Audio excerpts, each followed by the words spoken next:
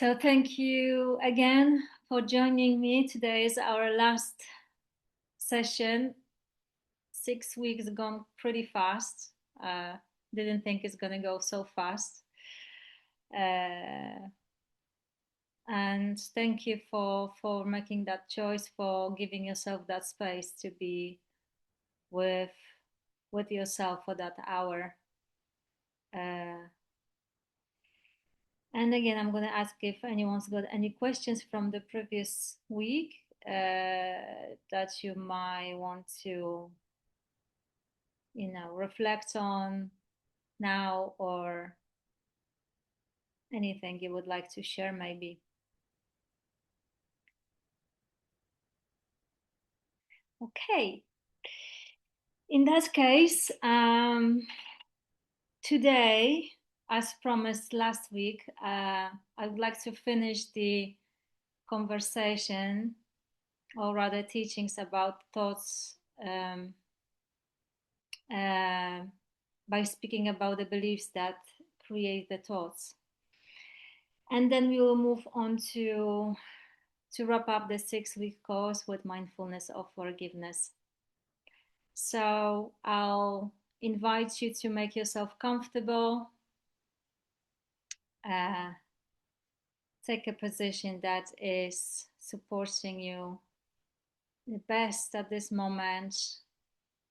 You can lower your gaze, you can close your eyes, or you can stay with your eyes open, whichever way you would like to receive this teaching that is appropriate for you today.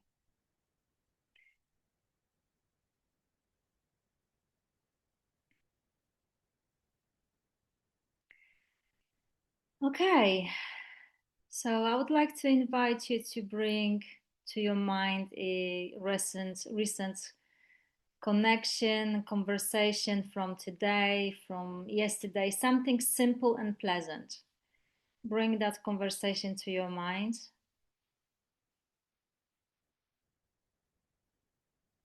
Now just notice what happens in your mind when you bring that situation, conversation. Some images may appear, some words may arise, maybe a whole little movie begins to play. And this is completely natural.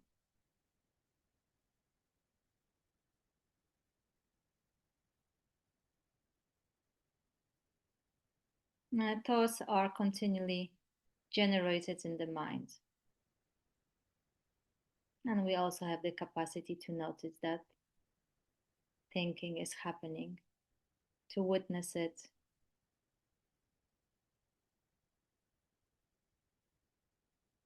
and to rest in a larger space of awareness.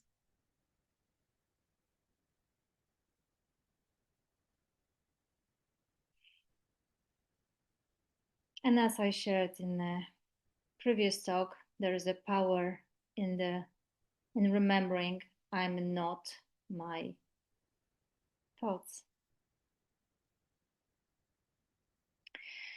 So when thoughts are neutral, it is easier to observe them. But when a thought is charged with fear, shame, or pain, we tend to identify with it. And when we identify, there is often a core belief underneath. And the core beliefs are deep beliefs about ourselves and the world. They come from family, culture, and early experiences. They are shaped through our hurts and our fears. And if you want to understand your beliefs, look at your family, look at your culture, look at what was repeated, what was rewarded, what was discouraged. The limbic survival brain is about protecting and surviving. It constantly scans for danger.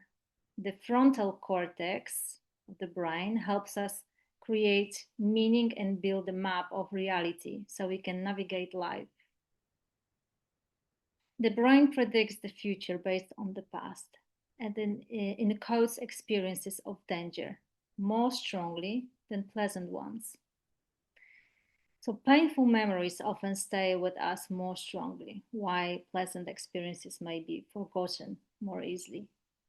And many of our beliefs grow out of this protective system. A child may come to believe, I'm not good enough. My needs are my needs are too much. If I show myself, I will be rejected.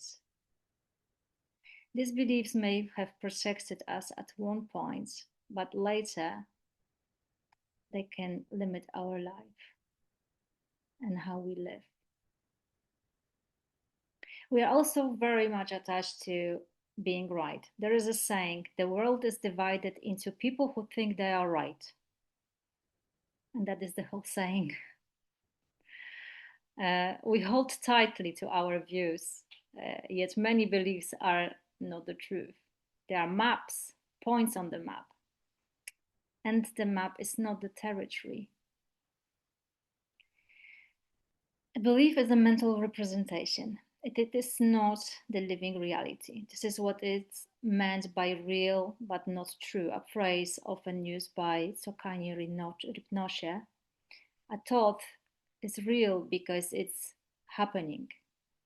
The feeling is real because it's felt in the body. But the belief itself might not be the truth. So whatever we practice gets stronger. If we practice worry, worry grows. If we practice self-criticism, that grows. And whatever beliefs are there will generate our thoughts. As is it often said, our beliefs create our thoughts. Our thoughts create our feelings shape our behavior, and our behavior shapes the life we experience. I'm going to say that again. As it often said, our beliefs create our thoughts create our feelings shape our behavior, and our behavior shapes the life we experience. When we are lost in thoughts, we are living in an interpreted world, a world filtered through our beliefs and past experiences.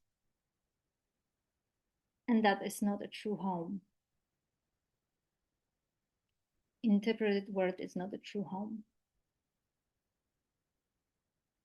And as expressed in the phrase, all sickness is homesickness, often attributed to Diane Conley, when we are lost in our thoughts and beliefs, we are disconnected from our deeper sense of being. Many beliefs stay with us for years simply because we never pause to question them or really look at them. For conscious evolving, we need to understand the difference between our thoughts and reality. And as we know from last week's teachings, many thoughts are like fake news when they come from fear. Fear says, I'm not safe, I'm not enough, I need to fit in. Showing vulnerability is dangerous. So we begin to ask, what am I believing right now? If we are suffering, we are usually believing something fear-based. And common beliefs include, I'm not good enough, I need to fit in, I have to earn love, I cannot make mistakes, I'm not lovable. You can also ask, what did my family believe? What makes someone a good person? How much did I learn to value other people? So many of our beliefs are inherited. As Siri Nisargadatta says, illusion exists because it is not investigated. When we begin to question beliefs, space begins to open. We can ask, is this true? Might this be real but not true? And if you want to explore this more deeply, you can look into the work of Baron Katie, which I also sourced that. I think I put that source in our previous teachings from last week. And importantly, we ask what happens in my body when I believe this. Because belief is not just in the mind, it lives in the body.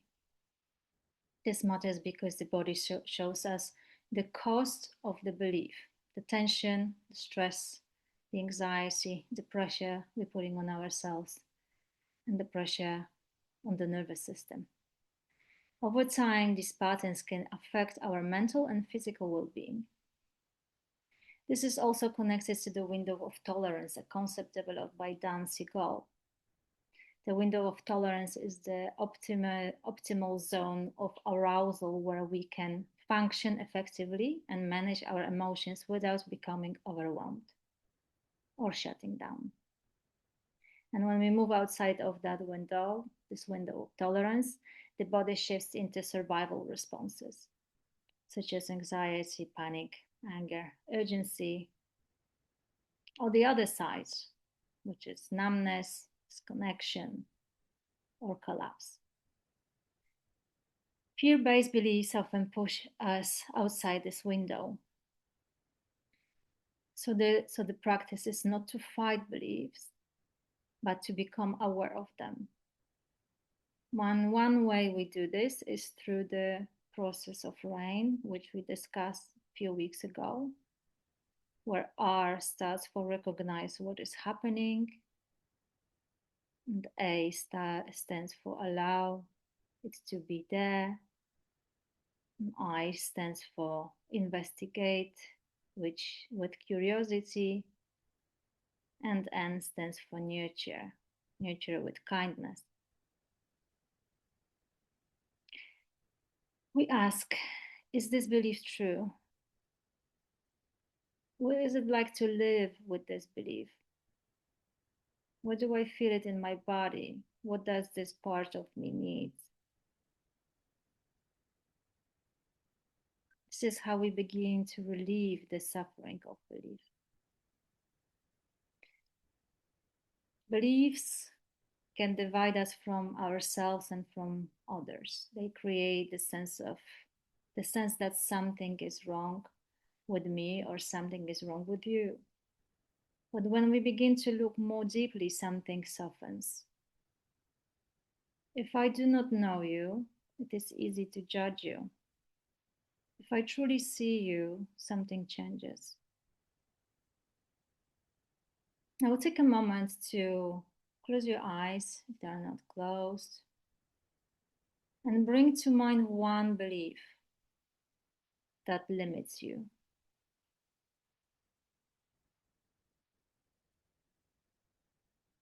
And gently ask, what happens in my body when I believe this?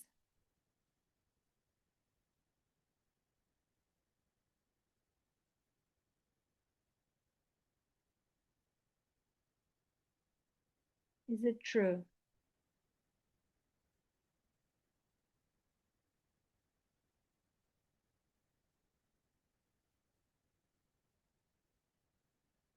What does this part of me need?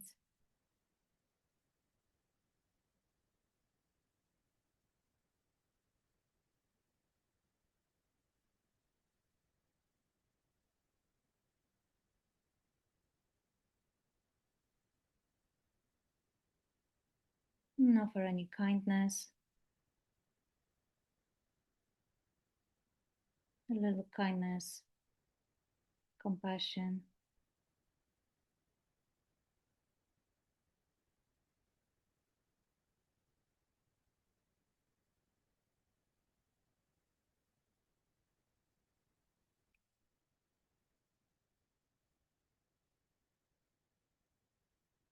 And then ask, who would I be if I did not believe there was anything wrong with me?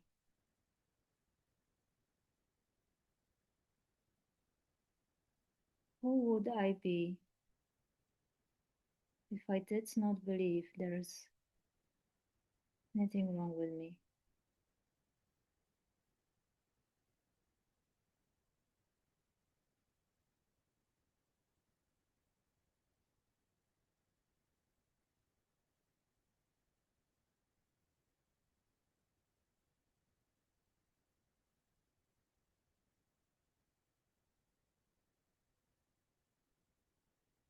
Take a deep breath.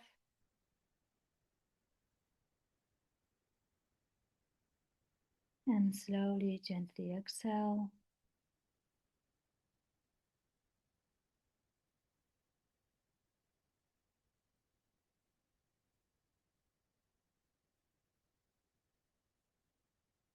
Dana Folt says in her poem, "It only takes a reminder to breathe, a moment to be still. And just like that, something in me settles and softens and makes space for imperfection. The harsh voice of judgment drops to a whisper, and I remember again that life is not a race, that we will all arrive, that waking up to life is what we are here for. As many times as I forget, that many times I can pause, breathe, and return, and walk slowly into the mystery."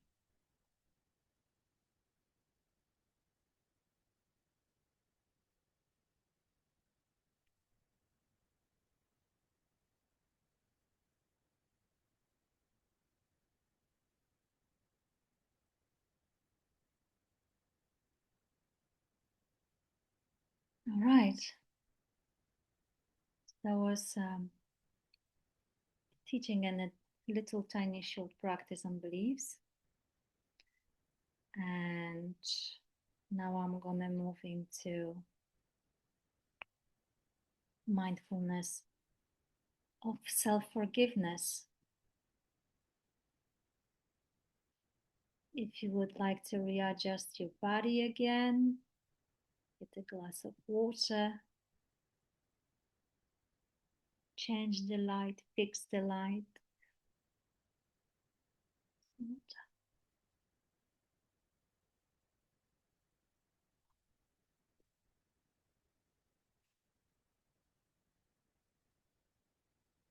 Does anyone actually have any questions? Because sometimes we have some questions straight after and then we might not forget, not remember when we finished. If there's any questions about this piece or beliefs. Right. Yeah, I just don't remember the question you asked. What would I be if I had if I didn't think That there's something wrong that with. there's something wrong with me. Mm-hmm. Well, my answer was I don't even know.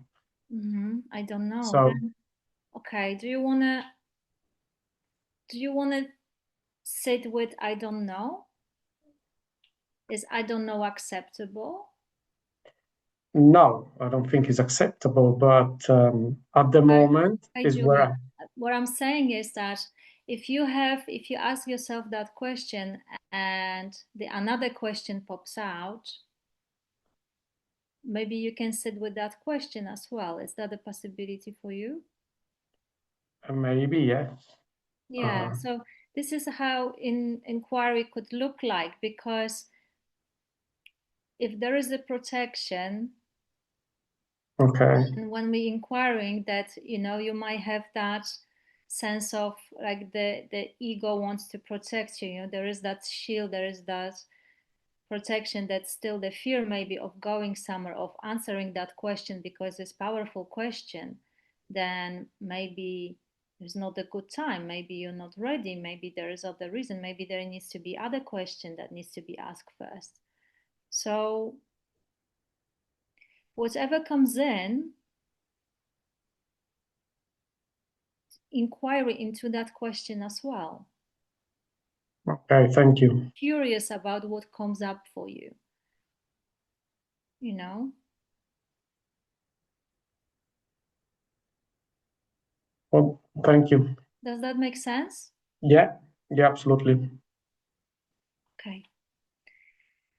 Anyone else?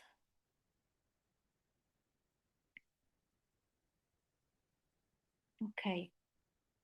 In that case, I will continue.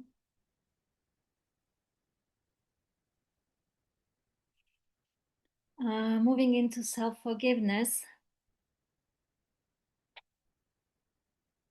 And why is it often one of the most challenging and also most liberating inner practices we can engage in?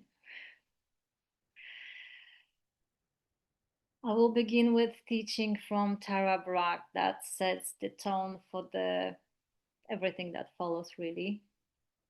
Don't push anyone, including yourself, out of your heart.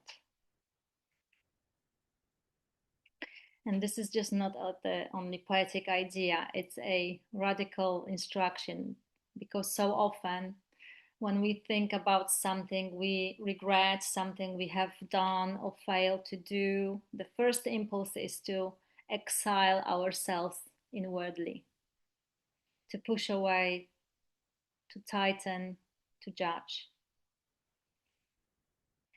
And yet, what we discover in deeper healing work is that the sense of being unforgivable sits right at the root of suffering for many, many people.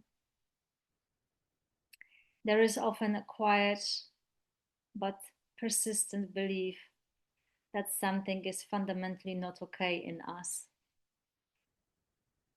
It might be something we did in a relationship, something we regret as a parent, something we cannot undo, or something we never made amends for, something ever, even just the accumulation of moments where we feel we were not enough. And underneath it, there is often the same conclusion: something is wrong with me. What is important to see is how universal this is and also how hidden, because self blame can feel like responsibility. It can feel like a moral seriousness. It can feel like control, but often it is something else entirely. It is a form of suffering that keeps us stuck.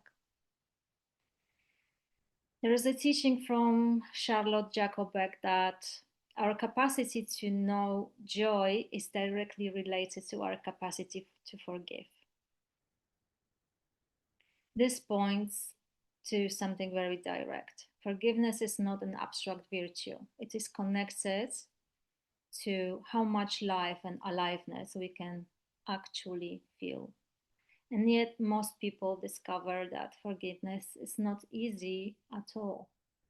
Because when we have caused harm, or we believe we caused harm, forgiveness can feel like the last thing we are allowed to do. And again, Tara Brach defines forgiveness in a very simple way. Forgiveness means giving up all hope for a better past.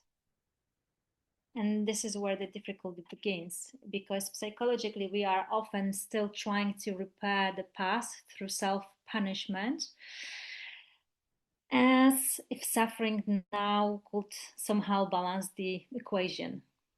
But something is in us already knows the past cannot be changed. So the real question becomes not whether we understand that intellectually, but whether we can stop living as if punishment is the path to repair. One of the most important things to understand is why self-blame is so sticky. And there are cultural reasons. Many of us inherit deep conditioning around sin, guilt, and just inherent badness. There are family patterns where criticism or emotional absence leads a child to conclude it must be their fault. And there are developmental reasons. A child naturally assumes if something goes wrong, it must be because of them. That is how the nervous system tries to preserve attachment. So self-blame often begins as an attempt to stay connected, to make sense of pain, and to maintain a sense of control. But over time, it becomes a trance,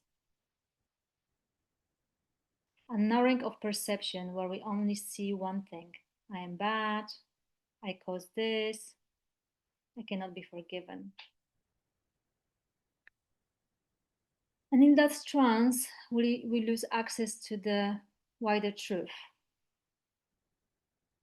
that we also beings who long for love, who act from confusion, who have been shaped by suffering.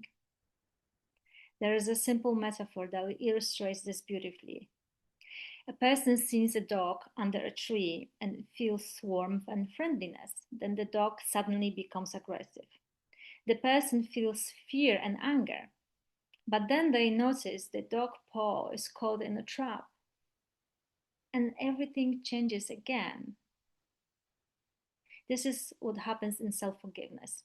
We begin to see that what looks like aggression or wrongness is often being in pain, being caught, being trying to survive. When we do not see the trap, we judge. When we see the trap, the heart begins to soften.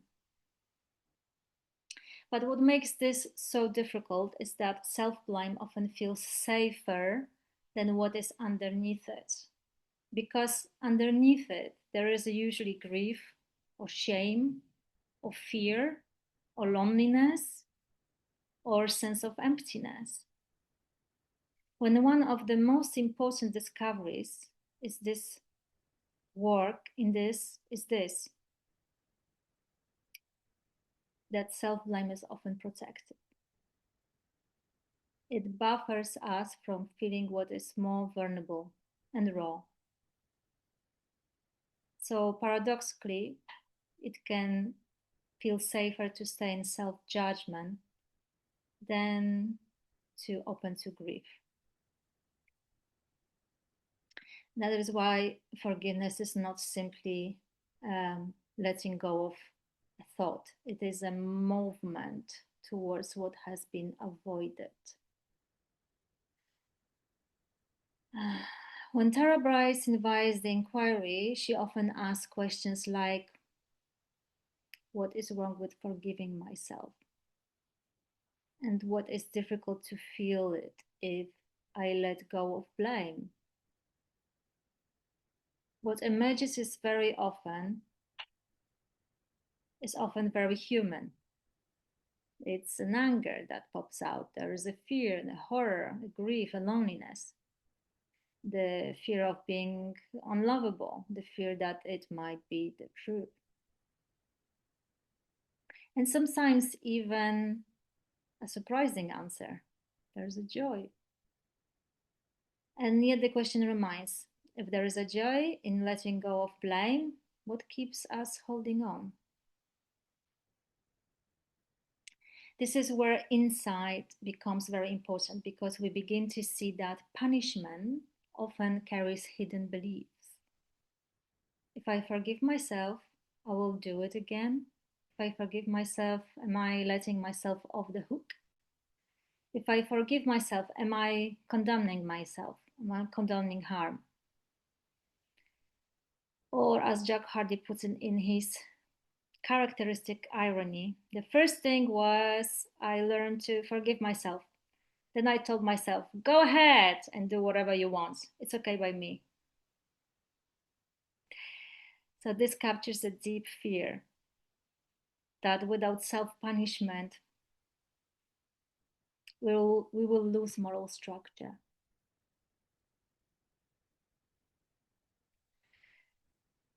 But what actually emerges through practice is something different.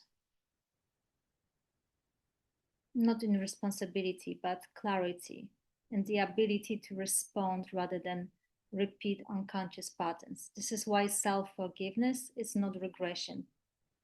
It's evolutionary. It is a shift from punishment-based consciousness into awareness, compassion, and integration. And in that sense, real courage is not a self-attack. Real courage is self-forgiveness.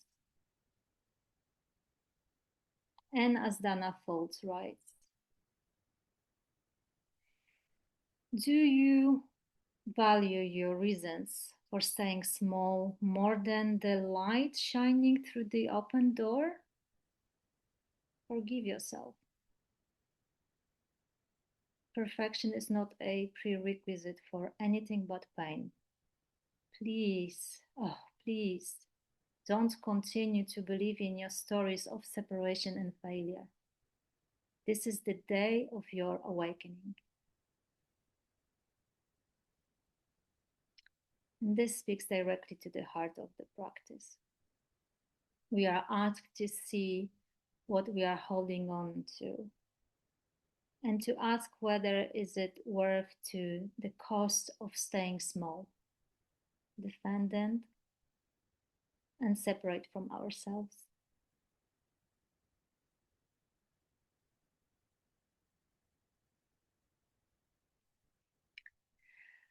Okay.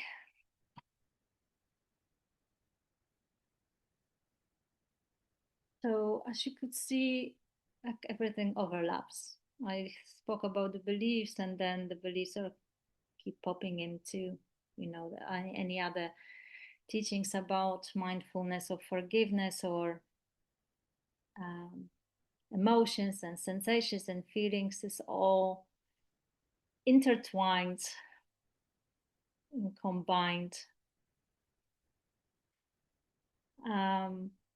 If you would like to readjust again, take a sip of water and we're going to move into meditation. This is when we're going to spend the last 15 to 20 minutes of the session.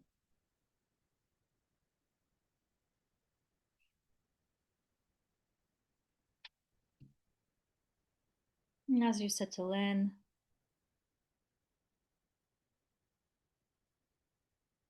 gently close your eyes. Make yourself comfortable as possible.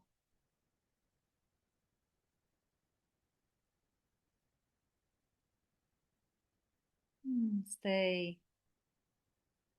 relaxed.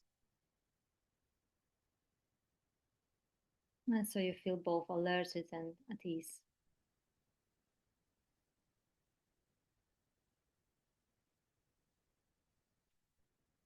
Notice in your body what wants to soften,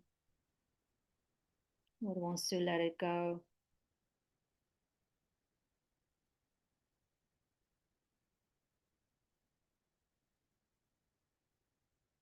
You might bring your attention to the breath, the heart.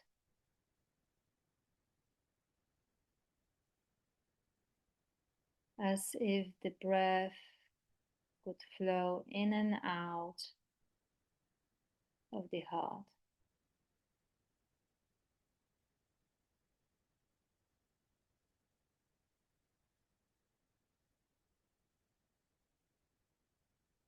And as you listen inwardly, connect with your intention. Perhaps the intention is to open your heart, to free your heart as we practice together.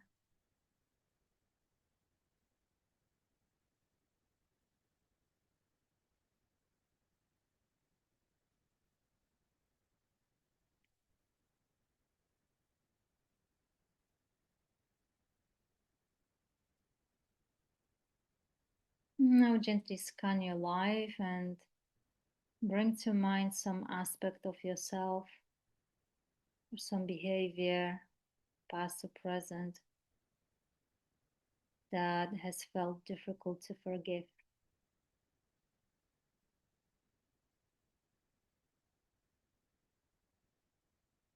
Don't choose anything too deep, traumatic. Choose something with a level of charge that feels workable.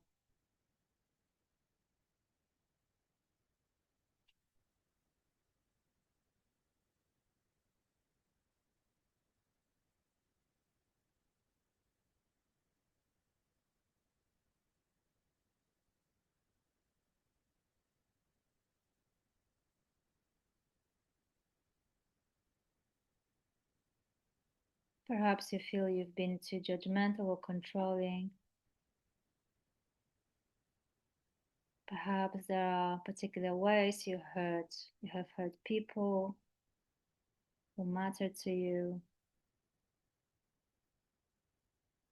Or perhaps it's hard to forgive yourself for harming your own life,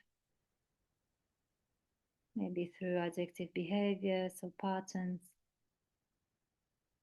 that have caused you suffering.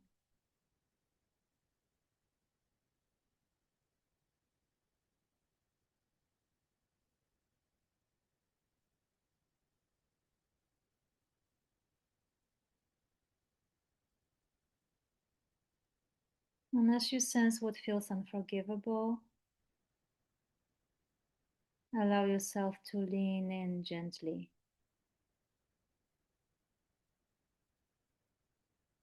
What really feels so wrong about this behavior, emotion, or way of thinking?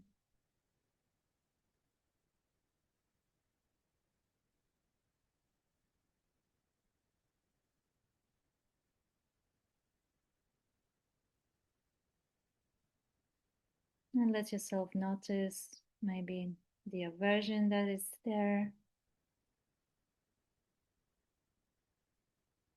What feels like the worst part of this?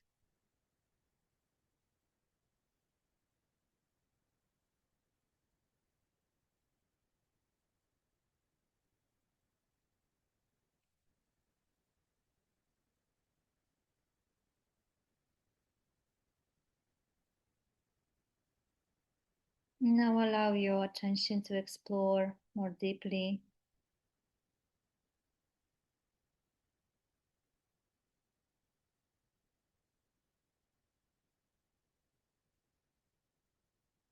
what might be driving this part of you that acts in a way you find unacceptable.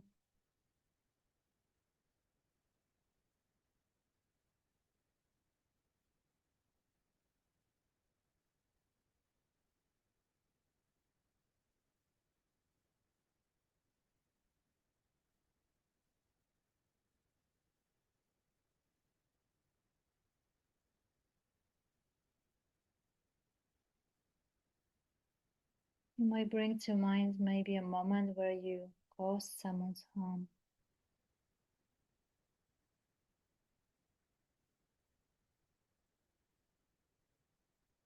If you can sense that behavior and then sense what was underneath that behavior, why is it there?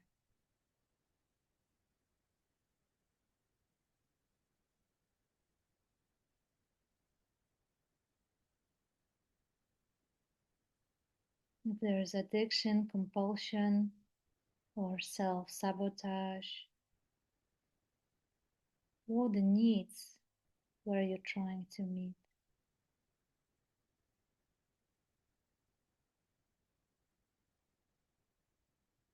Or what fears were you trying to soothe?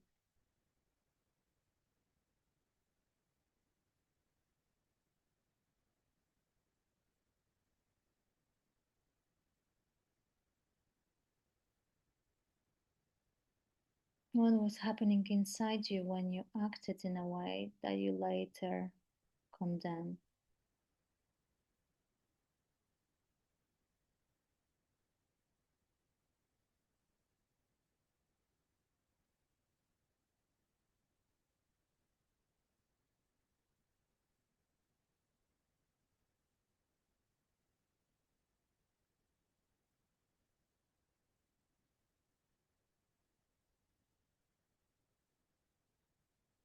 If you wounded another person, were you acting from hurt, from insecurity, from fear, from the need to feel in control, protected, or safe?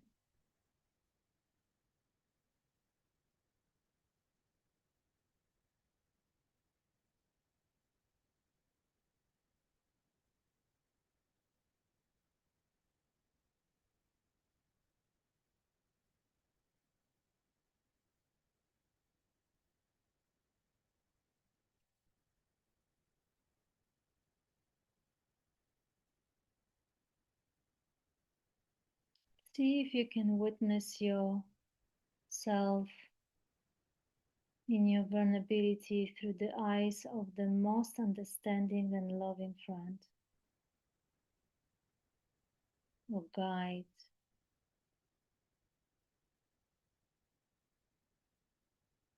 Deity.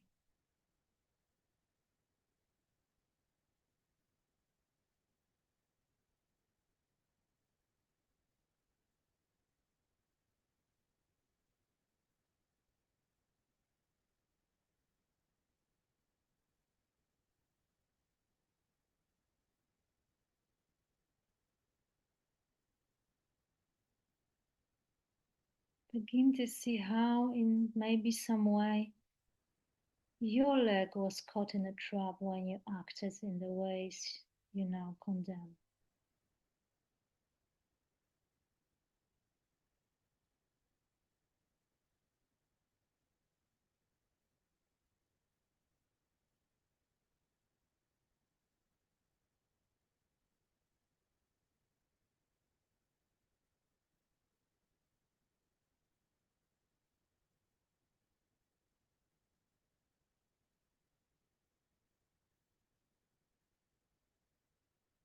And as you become aware of the underlying wants and fears, allow yourself to feel them directly in your body, in your heart, in your mind. Even if you dislike the behavior, see if you can hold the underlying vulnerability with compassion.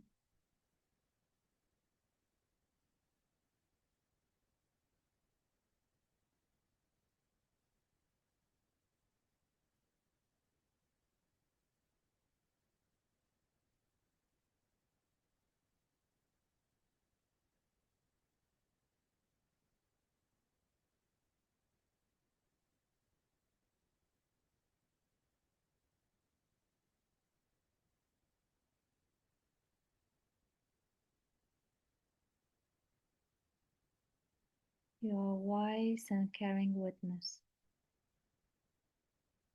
present, honest,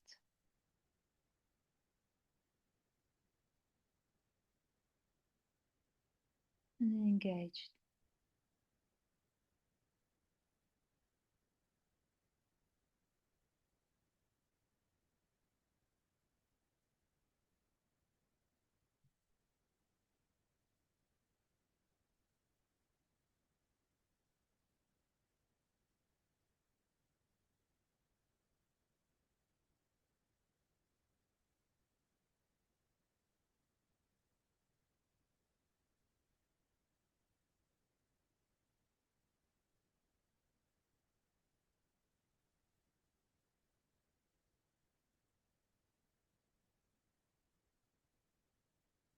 You might experiment with placing hand on your heart as a way of being in relationship with the part of you that is having a hard time.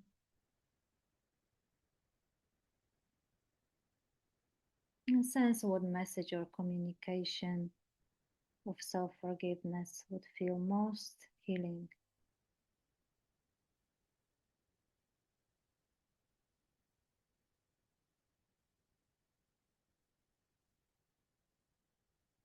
Some of the phrases you might use as a form of self-compassion could be, I see that I have caused myself suffering and I forgive myself now. Or you just might simply offer yourself words forgiven, forgiven.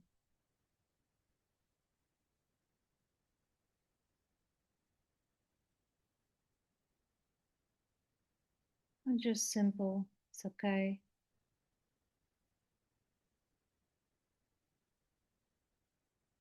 I care about the suffering.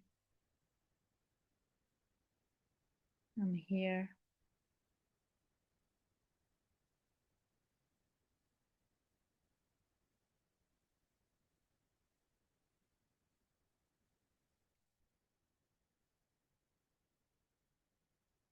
Perhaps there's no words at all and could be just stream of tenderness.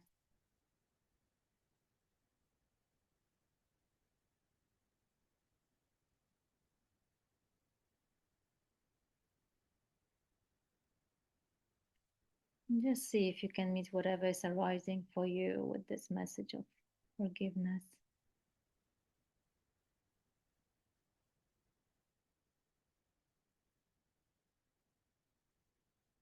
Could be fear, judgment,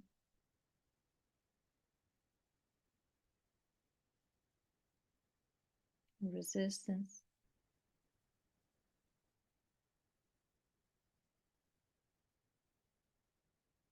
grief.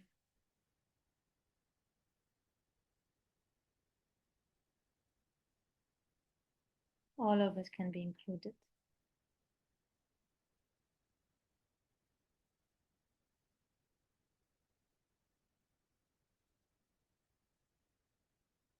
Forgiven, forgiven.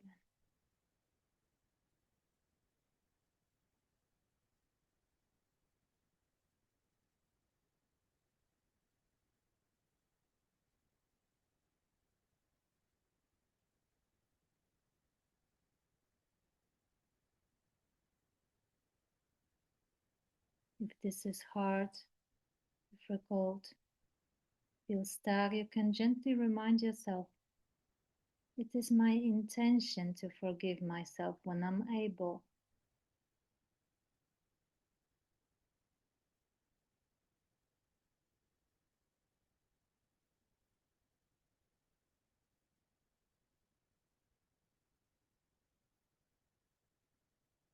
It is my intention to forgive myself when I'm able.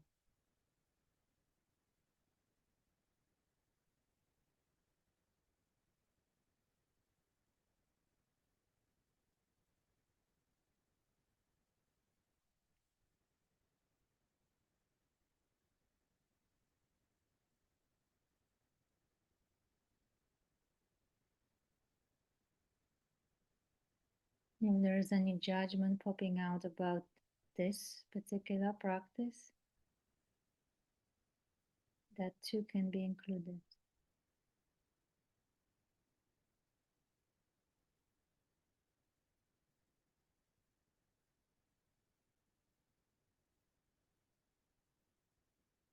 Forgiven, forgiven.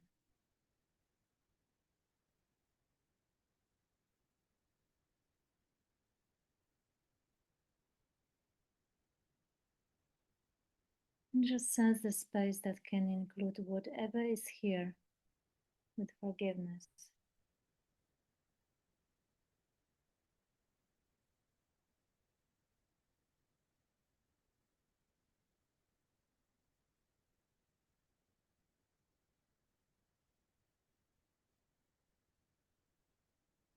And just for the next few minutes, you might just stay inwardly in silence.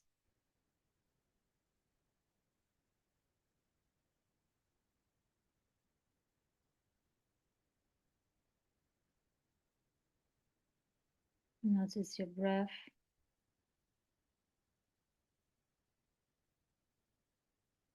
your posture.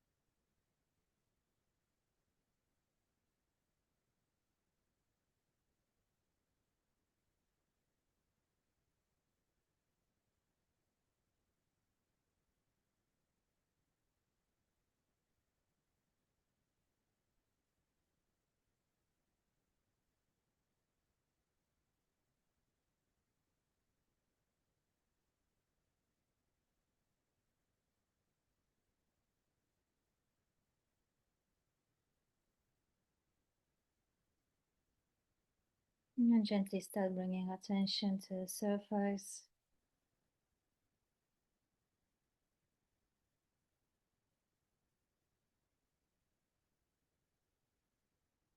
Notice your body, your breath.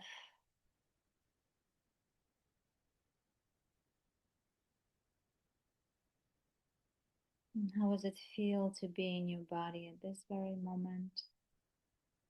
This space.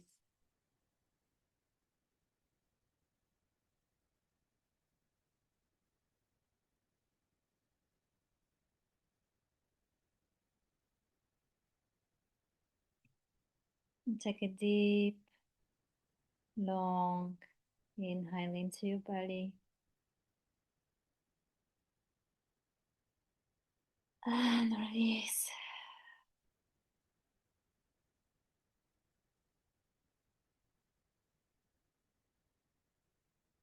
And gently, gently, slowly, slowly, butterfly, open your eyes.